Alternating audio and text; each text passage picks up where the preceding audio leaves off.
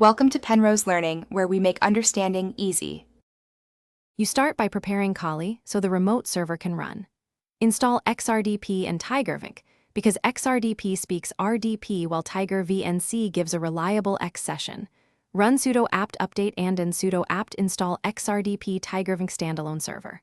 Once done, install XFCE4 and set /etc/x11/x session to start x4so sessions. Load a lightweight desktop.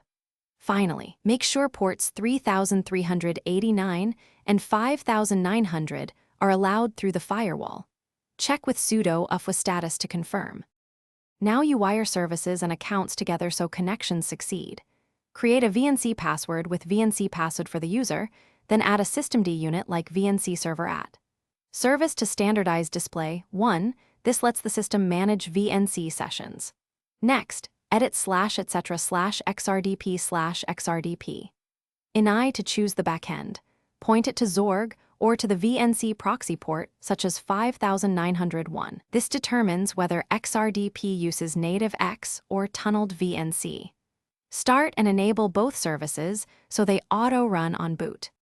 Finish by testing a connection from the same machine first, using an RDP client to 127, 0, 0, 1, 3389 or a VNC viewer to 127, 0, 0, 1, 5901.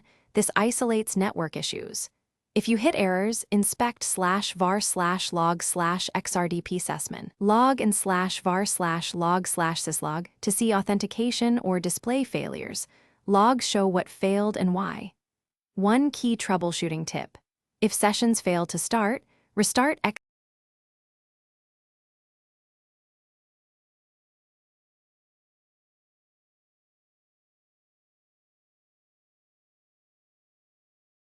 Thanks for watching. If this was helpful, leave a like and consider subscribing. See you next time.